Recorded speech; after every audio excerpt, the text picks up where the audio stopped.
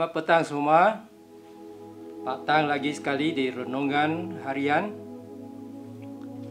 Ini adalah siri nombor 3 di dalam buku Galatia. Jadi saya cadangkan untuk membaca teks kita, yaitu dari Galatia bab 2 ayat 11 hingga 21. Saya baca. Tetapi apabila Petrus datang ke Antiokhia, saya bersemuka dengannya dan membantah perbuatannya kerana dia bersalah. Sebelum beberapa orang datang daripada Yakobus, Petrus makan bersama bangsa asing. Akan tetapi apabila mereka datang, dia berundur dan mengasingkan diri, disebabkan takut akan orang yang berpegang kepada persunatan. Orang Yahudi yang lain turut bersikap munafik, sehingga Barnabas pun tersesat kerana kemunafikan itu.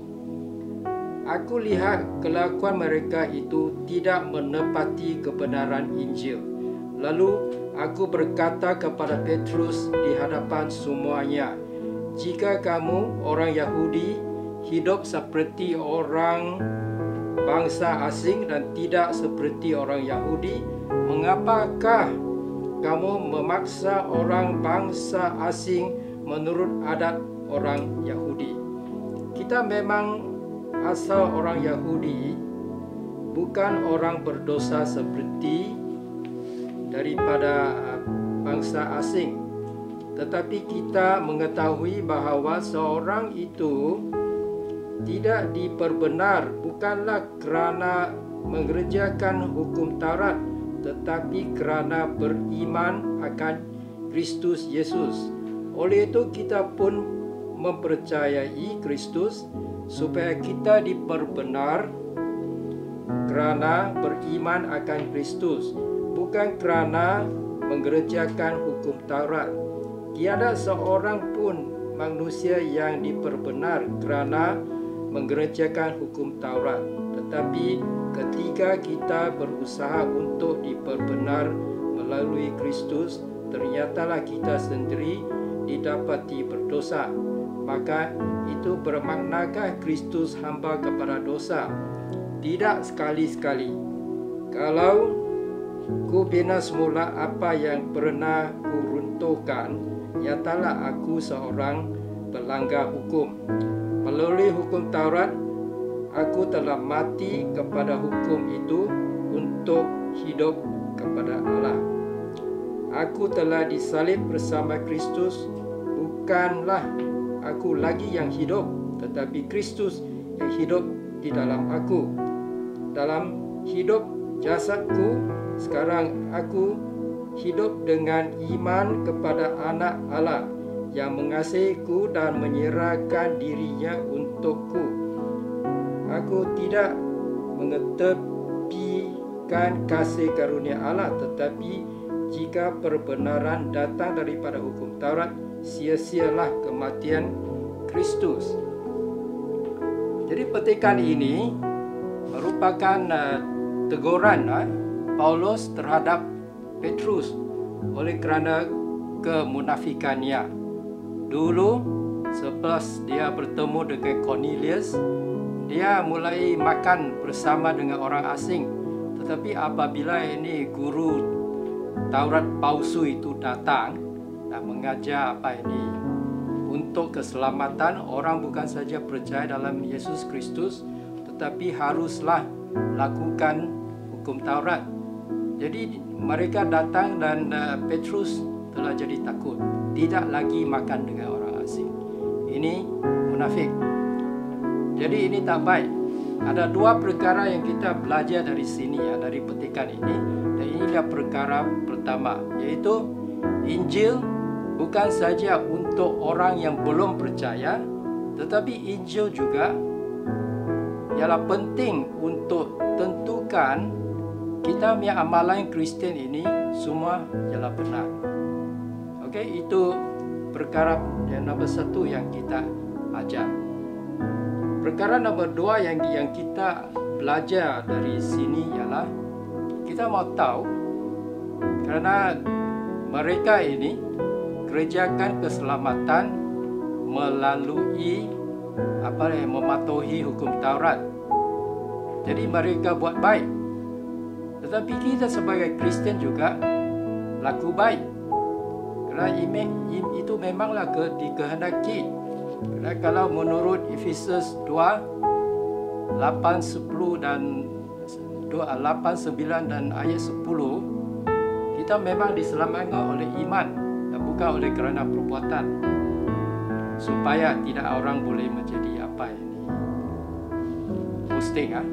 Tidak ada orang yang boleh menjadi sombong kerana perbuatan. Tetapi ayat 10 kata kita dicipta untuk perbuatan yang baik dalam Kristus. Jadi kita mau tahu apa bezanya di antara perbuatan baik oleh orang Kristian dan perbuatan yang baik yang dilakukan oleh orang yang kerjakan keselamatan melalui mematuhi hukum Taurat. Bezanya ialah motivasinya lain.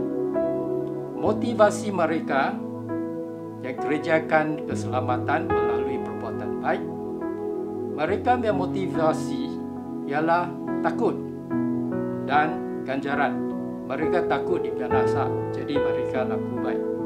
Dan mereka harap mereka dapat tempat di syurga, sebab itu mereka laku baik. Tetapi bagi kita bukan macam itu. Kita bukan laku baik oleh kerana ada takut atau ada ganjaran. Kita laku baik oleh kerana kita tidak boleh tak buat baik. Kenapa saya kata itu? Sebabnya ialah menurut 2 Korintus 5:17, kita ialah ciptaan baru. Barang siapa percaya dalam Yesus Kristus, dia adalah ciptaan baru. Yang lama sudah lenyap, yang baru sudah sampai. Setiap orang lama kita, tabi'i berdosa kita sudah lenyap. Sekarang karakter kita ialah karakter Yesus Kristus. Dan Yesus Kristus memang orang yang buat baik, tak berdosa. Jadi kita punya motivasi untuk laku baik ialah kita buat baik oleh kerana kita punya karakter ialah baru. Tapi berdosa sudah lenyap, kita punya karakter ialah karakter Yesus Kristus. Paulus di dalam petikan ini menerangkannya macam ini. Ayat 19, melalui hukum Taurat aku telah mati kepada hukum itu untuk hidup kepada Allah. Apa maksudnya? Kalau kita baca Roma 7, di sini di dalam Roma 7 kita nampaklah pergumulan Paulus oleh kerana apa? Apa yang baik dia mau buat, itu dia tak buat. Sebaliknya, itu perkara jahat yang dia tak mau buat, itulah yang dia buat. Yang bergumul dengan tabi'i berdosa di dalamnya. Hanya Yesus Kristus boleh lepaskan dia dari pergumulan ini. Dan di sinilah dia kata, melalui hukum Taurat aku telah mati kepada hukum Taurat untuk hidup kepada Allah. Melalui hukum Taurat, Paulus sedar bahawa dia tak boleh patuhi hukum Taurat kerana dia memang orang yang berdosa. Sebab itu hukum Taurat memimpin dia kepada juru selamat. Dia tak boleh selamatkan diri sendiri. Artinya dia perlu juru selamat. Dan hukum Taurat memimpin dia kepada juru selamatnya, yaitu Yesus Kristus. Jadi sekarang dia boleh hidup kepada Allah. Apa maksudnya? Dia punya keterangan ialah dalam ayat 20. Aku telah disalib bersama Kristus. Bukanlah aku lagi yang hidup, tetapi Kristus yang hidup dalam aku. Orang lama sudah lenyap. Paulus yang lama sudah mati atas salib bersama Kristus.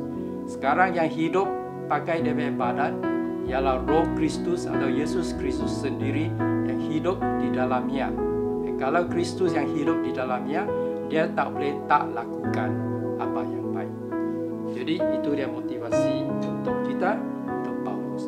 Kita buat baik bukan kerana takut atau ganjaran, kita buat baik oleh kerana itu memang karakter kita. Okey, jadi kita belajarlah dua perkara dari petikan apa ini yang kita pakai hari ini. Galatia 2, 11 hingga 21. Jadi adalah baik kalau kamu baca lagi sekali supaya kamu faham dengan tepat apa yang maksudnya. Jadi ada dua perkara, banyak perkara, tapi dua perkara yang penting di sini ialah nombor satu, Injil itu untuk bukan saja bukan Kristen tetapi untuk orang Kristen. Karena Injil akan inform mereka punya amalan kehidupan Kristen. Injil yang paling mendalam dan sempurna sekali, boleh paling detail sekali lah, boleh didapati di dalam buku Roma. Baca itu, kita akan dapat faedah yang besar.